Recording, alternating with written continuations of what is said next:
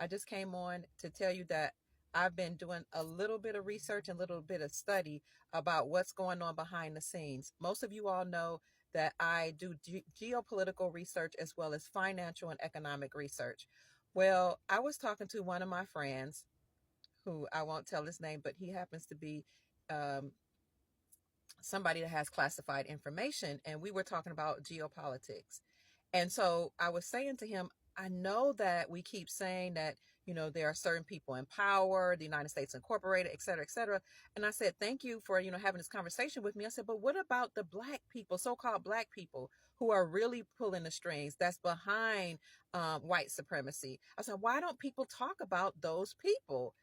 And I said, because they are brown skinned and they are the ones really ruling the world. And I said, I've been doing a little bit of research. This is what I have come to overstand and understand.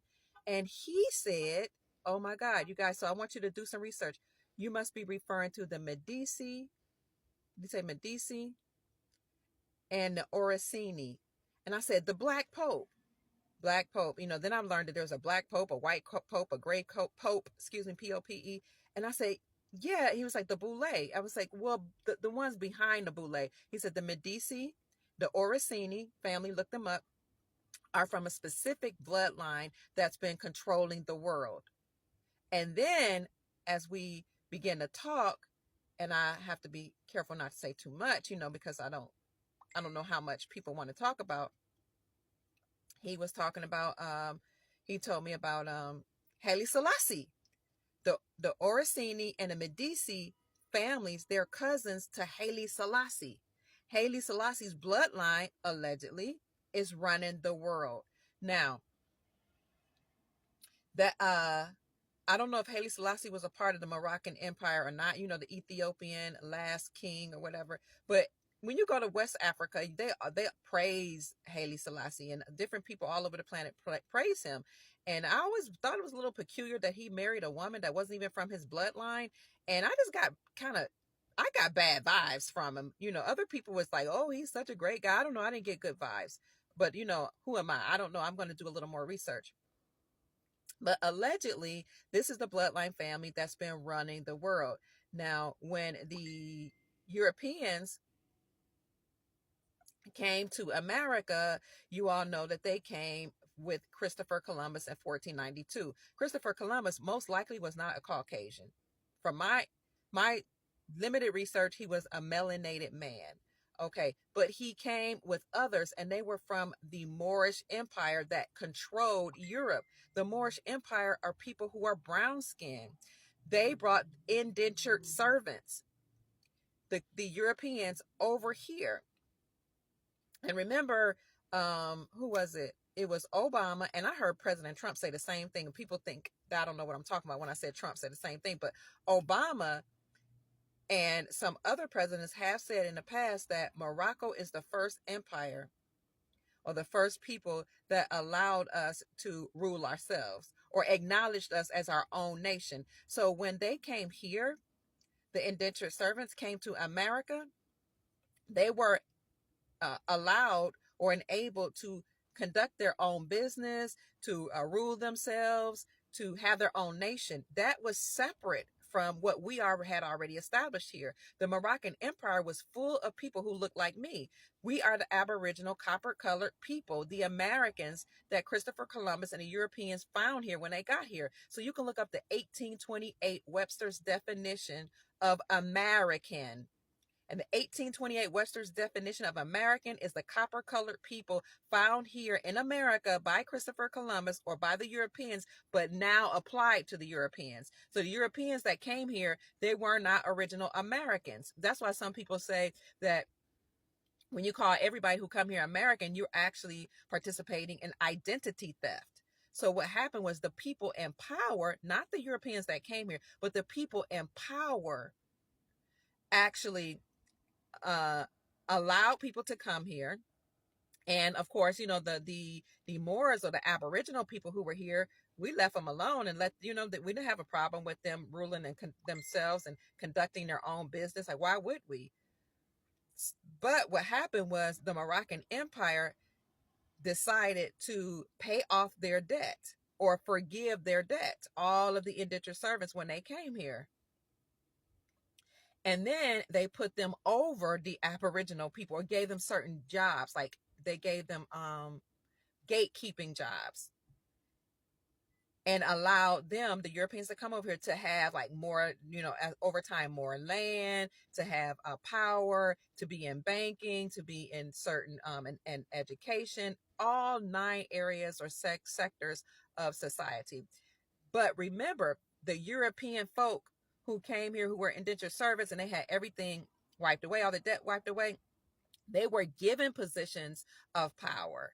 Okay. But remember, in Hollywood, they would do what was called blackface, and you would see them like painting black on their faces, and it looked like they were mocking brown skinned people. What they were actually doing is sending coded messages saying, look, you think we're in power? No, there are darker beings than we, who are actually controlling the puppet strings. They were sending codes. Everything that happens in this world is coded. The commercials are coded. The stage plays are coded. The movies, theatrics, they're coded. Presidential speeches, everything is coded, whether it be numerology or actually, written words or signs and symbols. So they were trying to let us know that there were darker beings. Those darker beings are a bloodline of people who are either humans or human hybrids or extraterrestrials that came to this planet and masqueraded themselves as a certain people. Many of them blended in with the copper colored Aboriginal indigenous peoples here in America and all over the world.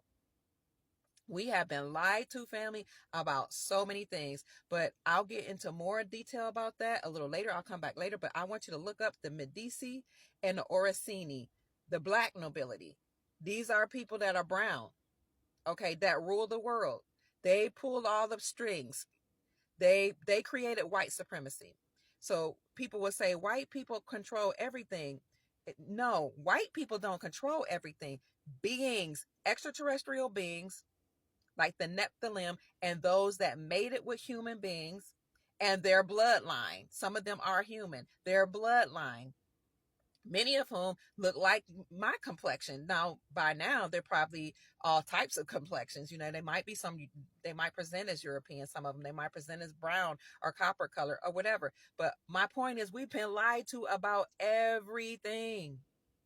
Everything. So this is why we have to stop fighting about race, color, religion, creed, all that. It's all faux pas. It's all fake. It's all paradigms or belief systems that have been put in place to cause us to fight one another, so we won't know who's really controlling things. Again, there are certain bloodlines, and according to my knowledge, these bloodlines are the ones who actually put the Rockefellers, the Rothschilds, and these et cetera, in place. But you have bloodlines behind them. You have the Black Pope behind them. Okay. You have dark entities, beings that are not even human, that came to this planet to control us. So again, white supremacy is something that they made us think is about skin complexion, but it really isn't. White and black are statuses in law. When the indentured servants came over here from Europe, and became known as the 13 colonies, they weren't considered white. They were considered, their legal status was black, that of a slave. They were the indentured servants, not the copper colored people here. That's a lie. We weren't the original indentured servants or the slaves. Slave come from the word Slavic, Slav or Slavics. The Irish were slaves when they came here and treated like indentured servants. The Italians, that's why they participated in the underground economy. That's why the Italians lived in the first slums. That's why you had the Italian mafia and them running like underground businesses and drugs and all that stuff, because they were trying to figure out a way to live in this society. But the people in power said, you know what? We're going to, first, they were called black. Our classification, because we were the ones that ruled the land, or not ruled, but owned the land. Our ancestors did. Our status was white. But the people in power said, we're going to switch it up.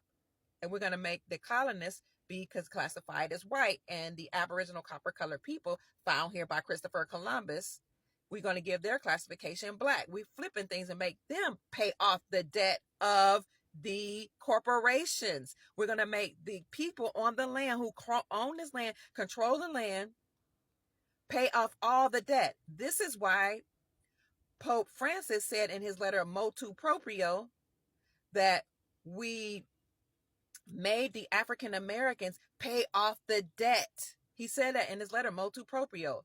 He said, but then we switched it up and we made everybody indentured servants and made them pay off the debts of the corporation. But again, when the Caucasian people, the European people came over here, many of them, most of them were indentured servants. The women were sex slaves of the Moors that ruled Spain from 711 to 1492 and actually ruled over Europe. They brought those servants over here. They brought criminals over here. They brought, most of them were just servants and indentured servants or slaves over here and allowed them to rule here. Those Moors that came over here then conquered this land. The Caucasian Europeans who were in Europe, they were going through the same thing we're all going through over here. The people masquerading as Moors who were really from that bloodline that were related to the Nephilim that came down to the earth, they were doing bad things to their children, destroying their organs, drinking their essence, having child hunting parties, molesting the women, not just the entities, but their hybrid humans. So they came here to escape that, and they were allowed to be here, and they were allowed to rule and govern themselves. They had their own government. They had their own way of life. And then the copper-colored original people here, indentured people here, were lied to and told that you're black and you came from Africa on some slave ships. They lied to us about everything. But people that look like me, that reject that, actually did our own study to find out we never were slaves. No people on either side of my family ever were slaves. They were all landowners, business owners. None of them can trace not 1 inch of blood to Africa. Now, perhaps through marriage or trading or what I'm trying to say, or migrating back and forth, you might have had people mix their seed, but my people are not from African slave ships. Most of people that look like me are not. We are the indigenous, aboriginal, copper-colored people that were found here by Christopher Columbus and the Europeans that came here. We've been lied to about everything, family. Everything. It's so sobering because I already knew just from studying with the Moors and studying with, just people and actually doing my own research, especially when I went to Ghana, West Africa, and I spent like months there over the years for between 2013 or 2014 and 2017 years. I spent time there, and I kept studying and then I studied with some other people from different African bloodlines, and they kept saying, you and we are not the same people. We did not sell you guys.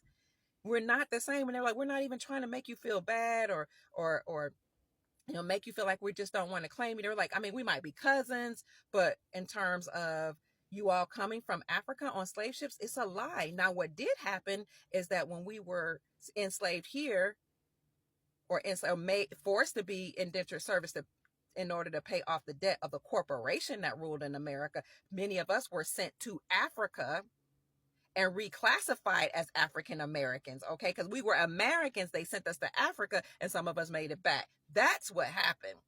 But if we think for one moment that a group of people from Europe can send over millions or hundreds of thousands of strong men, women, and children cross the Atlantic Ocean in some wooden boats and somehow populated all of the Americas, then we really are not thinking correctly.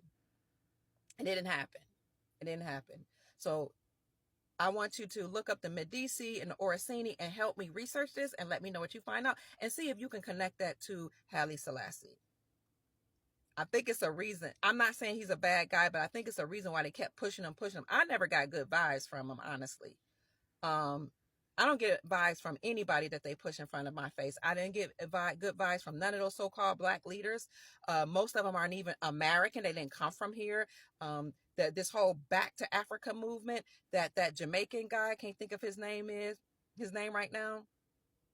The Back to Africa guy, cannot think of his name, was trying to send us all back to Africa. They were all part of the plot to get us off of our land here in America so that all these foreigners can come here and control our land. And then when all the foreigners come here, also these extraterrestrial beings can come from up under the ground and from all over wherever they come from, different planets, to probably rule them and control the resources here. But we're not going anywhere.